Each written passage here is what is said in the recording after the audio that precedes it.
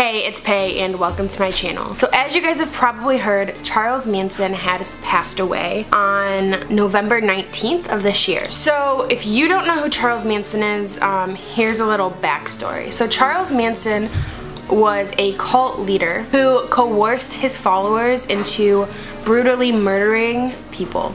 And I figured, since Charles Manson is actually somebody that I've done a lot of research on, what a better video to do than a video on Charles Manson since he has just passed away. While I went through and I just brushed up on some of the information I already knew, a question kept coming across on the search page and it kept saying, how many people did Charles Manson kill?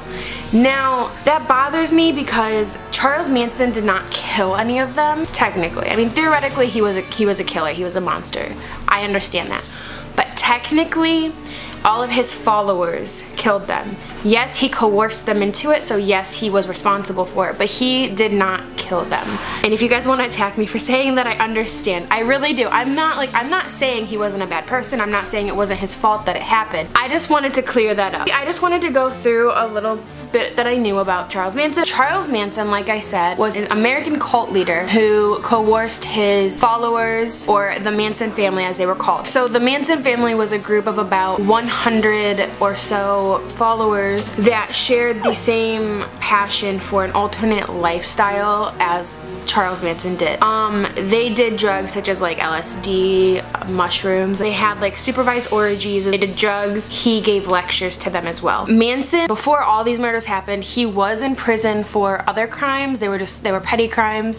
When he was released from prison in 1967, the Manson family up and relocated to San Francisco. And then later on moved to San Fernando Valley, where they had the ranch at. A large part of Manson's followers, like young impressionable girls, they started to believe his claims that he himself was in fact Jesus and or believing his prophecies of a race war. Charles Manson and his followers were believed to have committed 35 or so killings. Most of the cases were never tried, either because of lack of evidence or because they were already sentenced to life. The first victims of the Manson family were on August 9th, 1969, at the home Roman Polanski had rented, which was at 150 Cielo Drive in Benedict Canyon. It was an area just north of Beverly Hills. So Manson himself, he didn't actually take part in the murders. Like I said, he did not take part in the murders, but he did direct 4 of his most obedient followers act out the murders. And they were Charles Tex Watson, Susan Atkins, Patricia Krenwinkel, and Linda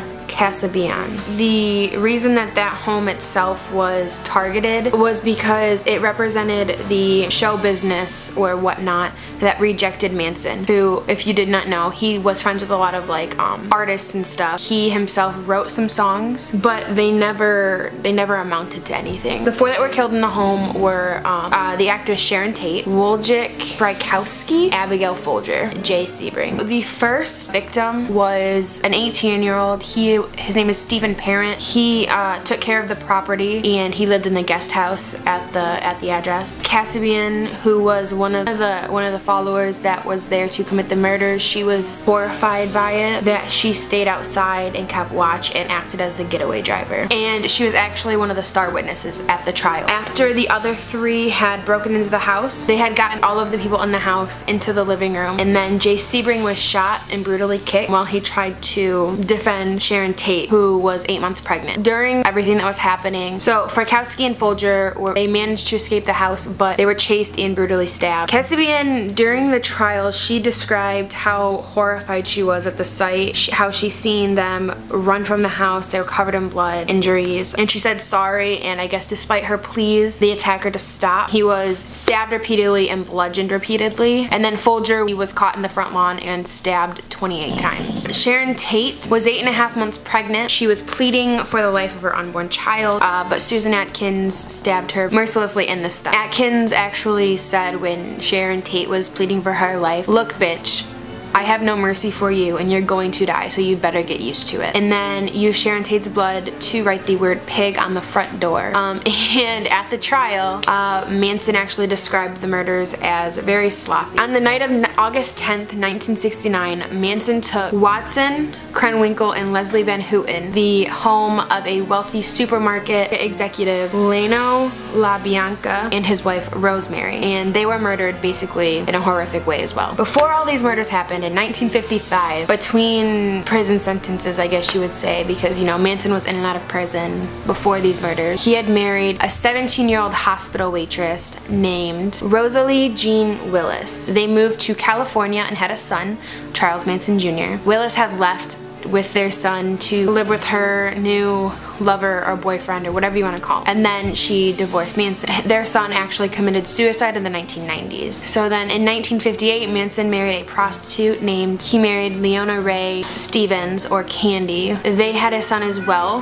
whose name was Charles Luther Manson. She divorced him in 1963. After, you know, all those brutal murders that Manson had committed, California State Prison in California, where he had been since 1971. He was originally there on death row, and then a year later got his sentence to life in prison along with the other people that were put in prison for the murders of Sharon Tate and LaBianca and, you know, all of those people. In 2012, Manson was denied parole for the 12th time. In 2013, a woman by the name of Afton Burton, I believe, correct me if I'm wrong on her name, I could be. She went by the name Star. She had told Rolling Stone that her and Manson were in fact in a relationship and were going to get married. When they were getting married, they didn't know yet, but she claimed Manson had told her to tell them this. In November of 2014, Star, who was 26, and then Manson, who was 80, obtained a marriage license. Unfortunately, the marriage license expired in 2015. Allegations in February of 2015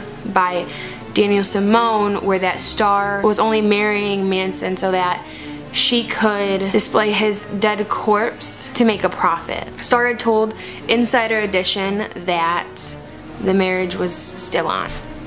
You guys.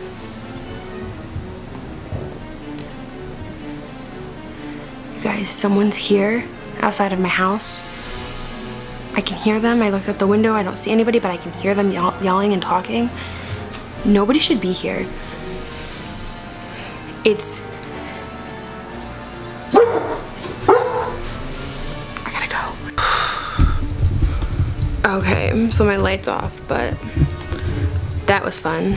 Star's mom disputed the claims by Daniel Simone. Charles Manson was born Charles Miles Maddox on November 12, 1934, to Kathleen Maddox, who was 16 years old. She was an alcoholic and a prostitute. Kathleen married William Manson later on. Their marriage ended, resulting in Charles to be put in a boys' school and was not allowed to return to his mother. 1951 is when Charles began his prison career. And basically he was considered dangerous until he realized the benefits of being a model inmate. He was described on his probation reports as suffering from a marked degree of rejection, instability, and psychic trauma, and constantly striving for status and securing some kind of love. He was also considered as unpredictable and safe only under supervision. In 1958, he was in and out of prison for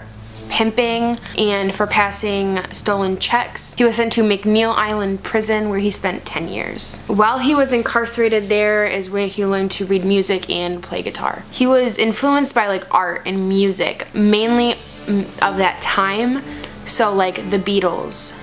He was really influenced by their song Helter, Skelter. He had a strong belief and interest in the notion of Armageddon from the Book of Revelations. He also explored the teachings of like Scientology and like more obscure culture churches such as the Church of Final Judgment. Okay, so he was released from prison on August 21st, 1967. And then, you know, in 1969, is when he gathered a group of his most loyal followers and, you know, just carried out the massacre of Hollywood's elite and most beautiful people. So believe it or not, they were not arrested under the suspicion of being involved in the Tate and LaBianca murders. they were actually arrested under the suspicion that they had something to do with the vandalism at the Death Valley National Park while they were hiding out in the Mojave Desert. Now when they were taken into custody, the county sheriff did not have any idea they had anything to do with the murders. It was actually under the confession of Susan Atkins while she was held in detention during a whole unrelated incident that actually led police and detectives to Manson and his followers for the murders. If you want me to get more into like the trial and stuff of Manson, let me know. I can make a video on that, but right now I'm not going to get really into the trial. I mean, you guys can search it if you want. There's actually biographies. I mean, there's biographies on him. There's many other books that were wrote by followers of his as well. There are books wrote by people that weren't followers, but like detectives and stuff as well. I mean, there are like books on books on books on him, so go get them, go look at them if you want, but I'm not really gonna get into the trial right now. Basically, January 25th in 1971 is when Manson was convicted of first-degree murder and directing the deaths of Tate and LaBianca and all of those victims. And like I said, he was sentenced to death, but it was automatically commuted to like life in prison after the California Supreme Court invalidated all death sentences before 1972. One little fun fact though, the Beach Boys did release a song that was written by Manson, and the song was called Cease to Exist, but then it was renamed Never Learn Not to Love. But yeah, if you guys enjoyed this, I know I had information on here. The Beach Boys actually, one was like a random one that I had gotten at the end, so that was just a random fact at the end. Like I said, if you guys want more information on like his trial and whatnot, let me know. I will do more research on that. If you guys enjoyed this video, like, subscribe, turn on my post notifications. I am posting a minimum of twice a week, trying to do more. And I will see you guys next video. Bye.